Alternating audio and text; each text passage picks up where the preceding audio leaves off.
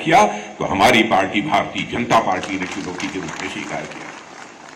हम जो कहते हैं वो हम करते हैं। और यदि हमारे प्रेस के मित्र भी यहां पर बैठे होंगे तो मैं उनसे भी अनुरोध करूंगा, हमारी कोई भी बात यदि गलत हो तो अखबार के पन्नों पर वह लिख देंगे, मैं उसका स्वागत करूंगा। हम जनता की आंखों में धूल झोंक कर समर्थन नहीं हासिल करना चाहते, बल्कि जनता की आंखों में आंख डालकर हम समर्थन हासिल करना चाहते हैं।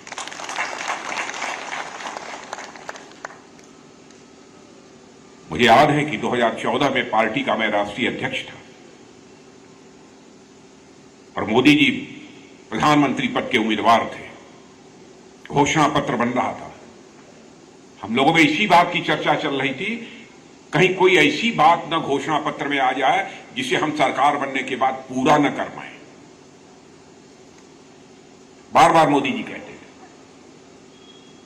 मैंने कहा कि नहीं, मैं इस मामले में बहुत सावधान रहता हूं, पूरी सावधानी बरतूंगा। यही 2019 में भी जब घोषणा पत्र बनने लगा तो मोदी जी ने कहा कि राजनाथ जी, घोषणा पत्र वाला आप ही देख लीजिए। उस समय भी पूरी सावधानी हम लोगों ने बरती। हम लिखें वही जिसे हम पूरा कर पाए। और मैं आपको याद दिलाना चाहता हूं, 1951 से जब से भारत की राजनीति में जनसंघ के रूप में हम लोगों ने अपनी यात्रा प्रारंभ की, तब से बराबर घोषणा पत्रों में हम लिखते आए, हमारी सरकार बनेगी तो हम धारा 370 समाप्त करेंगे। लेकिन शर्त यह थी कि भारत की संसद में बहुमत होना चाहिए। आदरणीय अटल बिहारी वाजपेयी जी भारत के प्रधानमंत्री बने, लेकिन विडंबना यह थी कि संसद में हमको बहुमत हासिल नहीं था, बल्कि अन्य राजनीतिक पार्टियों के समर्थन से हम लोगों ने सरकार बनाई थी, चलाई थी। लेकिन इस बार देश की जनता ने करिश्मा कर दिया 2019 में। 2014 में भी राज्यसभा में हमारा बहुमत नहीं था, 2019 में आपने करिश्मा कर दिया। संसद के दोनों सदनों में भारतीय जनता पार्टी को स्पष्ट बहुमत हासिल हो गया। और आपने देखा बहनों भाइयों, जो हमने वादा किया था वो चुटकी बजाकर धारा 370 को हमने समाप्त कर दिया और जम्मू कश्मीर को जो एक विशेष दर्जा हासिल था वह समाप्त हो गया। हिंदुस्तान के अन्य राज्यों का जो दर्जा है वही दर्जा जम्मू कश्मीर का भी है, विशेष दर्जा नहीं है। क्या क्या उत्पीड़न वहां के लोगों को नहीं झेलने पड़ी है, किस किस प्रकार की यातनाएं वहां के लोगों को झेलनी पड़ी है। लेकिन इस काम को हम लोगों ने किया। आतंकवाद के साए से जम्मू कश्मीर बाहर नहीं निकल पा रहा, लेकिन बहनों भाइयों, मैं दावे के साथ कह सकता हूं पहले से बहुत तेजी से आतंकवाद की घटनाओं में गिरावट आई है। और यह कहने में मुझे संकोच नहीं है, इसके पीछे भी हाथ किसी का है तो हमारे पड़ोसी मित्र पाकिस्तान का है। वो अपनी हरकतों से बाज नहीं आता, बराबर आतंकवादियों को भेजकर भारत को तोड़ना चाहता है, भारत को अस्थिर करना चाहता है। लेकिन इन आतंकवादियों का भी मुंहतोड़ जवाब हमारे सेना के, हमारे पैरामिलिट्री फोर्सेस के जवान दे रहे हैं और हमारी जम्मू कश्मीर की पुलिस दे रही है। अखबारों में आप पढ़ते होंगे, मुंहतोड़ जवाब उनका दे रहे हैं। और एक घटना की मैं आपको याद दिलाना चाहता हूं, जब मैं भारत का गृह मंत्री था, उरी और पुलवामा में आतंकवादियों ने आकर एक बड़ी वारदात कर दी थी। हमारे पैरामिलिट्री फोर्सेस के बड़ी संख्या में जवान मारे गए। और बहनों भाइयों, मैं उसी समय में श्रीनगर पहुंचा था जब जवानों के शव को मैं कंधे पर लेकर आगे बढ़ रहा था। उस दर्द को आज तक मैं नहीं भूल पाया था। लेकिन उसके बाद हमारे प्रधानमंत्री मोदी जी ने बैठकर हम 2-3 लोगों के साथ चटपट फैसला किया और उसके बाद आपने देखा कि हमारे सेना के जवानों ने इस पार नहीं बल्कि उस पार जाकर पाकिस्तान की धरती पर आतंकवादी ठिकानों का सफाया करने में कामयाबी हासिल। हम लोगों ने यह साफ संदेश दे दिया, दो टूक संदेश दे दिया कि भारत के अंदर वह ताकत है।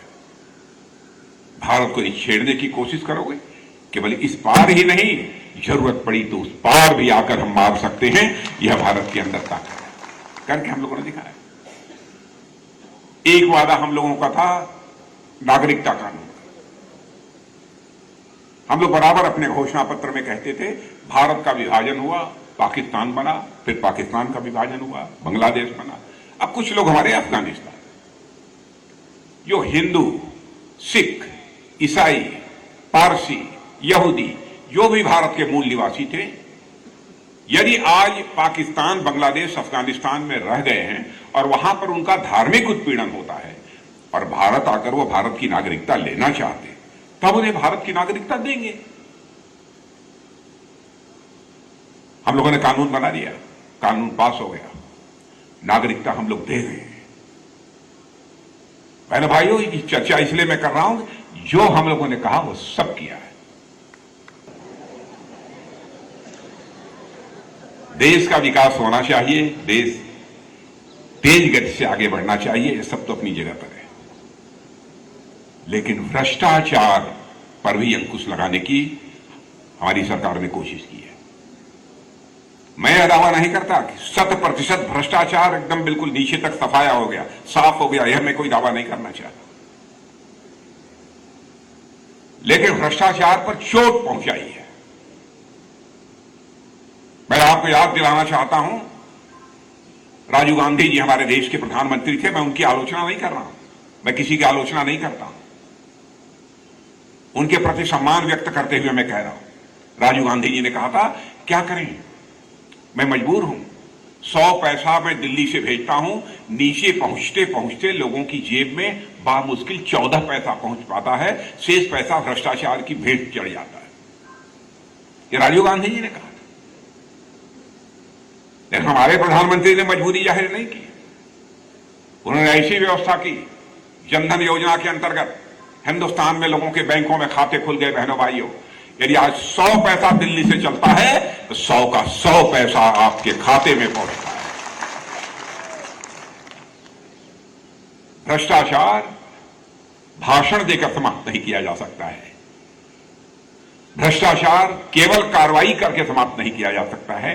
भ्रष्टाचार पर अंकुश लगाना है, समाप्त करना है, तो सिस्टम में, व्यवस्था में परिवर्तन लाकर ही भ्रष्टाचार को समाप्त किया जा सकता है। और यह काम भी हमारी सरकार ने किया। यह कोई हमारी छोटी मोटी उपलब्धि नहीं है। हमारा देश अर्थव्यवस्था के आकार के मामले में जो 9वें-10वें स्थान पर आता था, आज वह 5वें स्थान पर पहुंच गया है, दुनिया के टॉप 5 कंट्रीज में आकर खड़ा हो गया। और मुझे लगता है कि वह दिन दूर नहीं है, 8 से लेकर 10 वर्षों के अंदर हमारा यह भारत अर्थव्यवस्था के आकार के मामले में दुनिया की टॉप 3 कंट्रीज में आकर खड़ा हो जाएगा। और यही सिलसिला इसी तरीके से आगे बढ़ता रहा। बहनों भाइयों, यह भी संभावना हो सकती है, कोई ये कह सकता है कि हम कुछ जरूरत से ज्यादा सोच रहे हैं, लेकिन किसी संभावना को नकारा नहीं जा सकता। अमृतकाल समाप्त होते होते, यानी 2047 या आजादी हासिल किए हुए 100 साल पूरे होंगे, कहीं ऐसा न हो जाए कि दुनिया अर्थव्यवस्था के आकार के मामले में दुनिया में भारत नंबर 1 पर पहुंच जाए। इस संभावना को भी नकारा नहीं जाता। यह कोई छोटी बात नहीं है। अंतर्राष्ट्रीय जगत में भारत की प्रतिष्ठा बढ़ी है, अंतर्राष्ट्रीय जगत में भारत की हनक बढ़ी है।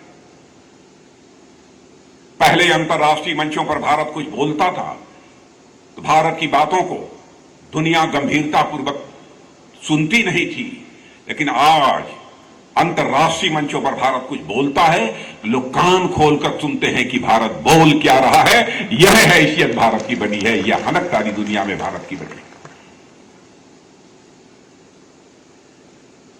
बहनों भाइयों, मैं आप सभी से यह अपील करना चाहता हूं, हिमाचल प्रदेश ये शौर्य, पराक्रम और साहस की धरती है। यहां की हवा में वीरता और बलिदान की अनेकानेक कहानियां स्वतः तैरती रहती हैं। गजब की धरती है। सेना में भी बड़ी संख्या में नौजवान इस छोटे से राज्य से निकल कर जाते हैं। करिश्माई काम किया है, वीरता और बलिदान के मामले में हिमाचल प्रदेश बेजोड़ है। मैं कितने लोगों का नाम लूं? मेजर में सोमनाथ शर्मा, मेजर धन सिंह थापा, कैप्टन विक्रम बत्रा, बड़े बहुत सारे नाम। और हमारे पूर्व सैनिक, मैं कभी कभी जज्बा देखता हूं अपने पूर्व सैनिकों का जो जल्दी रिटायर होकर आए हैं, बल्कि जिनकी उम्र भी मैं देखता हूं 58-60 साल की हो गई है, पूर्व सैनिक हैं। उनके बीच जब मैं जाता हूं, उनसे भी जब चर्चा होती है, कहा साहब यदि सीमा पर जरूरत होगी तो आज फिर से हम सीमा पर जाने को तैयार है। बस भाई 60 साल में भी, 60 साल की उम्र में भी वो जवानी उनके अंदर देखने को मिलती है। यह है भारत, यह है भारत। अब ऐसा नहीं है कोई भारत को जो चाहे वैसे आंख दिखा दे, जमाना लग गया। 2020 में चीन के साथ जो कुछ भी हुआ था, मैं खुलकर बोल नहीं सकता, लेकिन बहनों भाइयों, हमारे देश के सेना के जवानों ने जिस शौर्य और पराक्रम का परिचय दिया है, बहनों भाई, गर्व के साथ हम लोगों का सीना फूल जाता है कि किस प्रकार से उन्होंने हिम्मत और साहस से काम लिया। इस देश के विकास के साथ साथ सांस्कृतिक पुनर्जागरण का भी काम कर रही है। कभी आपने सोचा था कि अयोध्या में भव्य राम का मंदिर बनकर खड़ा हो जाएगा? अयोध्या में भव्य राम का मंदिर 2023 तक पूरा हो जाएगा। जरूर जाइएगा दर्शन करने। टेलीविजन पर देखा होगा जो बन रहा है, थोड़ा बहुत देखा है कि नहीं? कभी आपने सोचा था उज्जैन का महाकाल का यह भव्य स्वरूप हमको अपनी आंखों से देखने को मिलेगा? क्या आपने सोचा था काशी विश्वनाथ का इतना भव्य स्वरूप ऐसा कॉरिडोर बनकर जो है तैयार हो जाएगा? बद्रीनाथ, केदारनाथ, सोमनाथ। बहनों भाइयों, हमारी संस्कृति दुनिया की अद्भुत संस्कृति है। यह संस्कृति हमारी विलुप्त नहीं होनी चाहिए और किसी भी सूरत में भारतीय जनता पार्टी से विलुप्त नहीं होने देगी। क्यों नहीं होने देगी? दुनिया की अकेली संस्कृति है भारतीय संस्कृति, जिसको मानने वाले ऋषियों और मनीषियों ने भारत के सीमा में रहने वाले लोगों को ही अपने परिवार का सदस्य नहीं माना है, बल्कि पूरे विश्व की धरा पर रहने वाले लोगों को अपने परिवार का सदस्य मानते हुए वसुधैव कुटुंबकम का संदेश सारी दुनिया को किसी देश की धरती से गया है तो केवल और केवल हमारे और आपके देश की धरती भारत से गया है। यह काम भी भारतीय जनता पार्टी की सरकार कर रही है।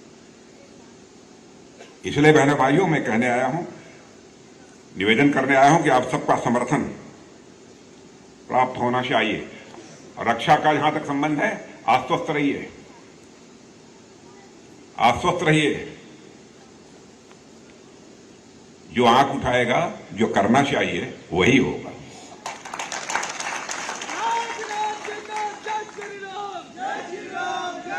और भारत को तो हम लोग आत्मनिर्भर बना ही रहे हैं रक्षा मामले में। पहले कुछ भी होता था, बंदूक बाहर से, राइफल बाहर से, गोले बारूद बाहर से, टैंक बाहर से, हेलीकॉप्टर बाहर से, फाइटर प्लेन बाहर से। अब हम लोगों ने फैसला किया है, हमारे प्रधानमंत्री का संकल्प है, अब चीजें भारत में बननी चाहिए, भारतवासियों के हाथों से बननी चाहिए। अब केवल भारत के लिए नहीं बननी चाहिए, सारी दुनिया के लिए भारत की धरती पर बननी चाहिए। Make in India, make for the world. Bharat में बनाओ, सारे विश्व के लिए बनाओ। आपको जानकर आश्चर्य होगा, 900 करोड़, जब हम लोग 2014 में गवर्नमेंट बनी थी, 900 करोड़ रुपए का एक्सपोर्ट होता था, यानी दुनिया को हम भेजते थे कुछ सामान। कोई छोटे मोटे देश मांग लेते थे, था ही नहीं, कैसे एक्सपोर्ट करेंगे? इस 8 साल में 2 साल तो कोरोना को माइनस कर दीजिए, 6 साल के अंदर ही जानते हैं लगभग 18-20 हजार करोड़ का एक्सपोर्ट हमारा पहुंचने जा रहा है। और 2025 तक तो 40,000 करोड़ से ऊपर जाएंगे। और 2047 समाप्त होते थे 2.25 लाख करोड़ इसी भारत की धरती से हम दुनिया को जो है एक्सपोर्ट करेंगे रक्षा सामग्री। यह है बात।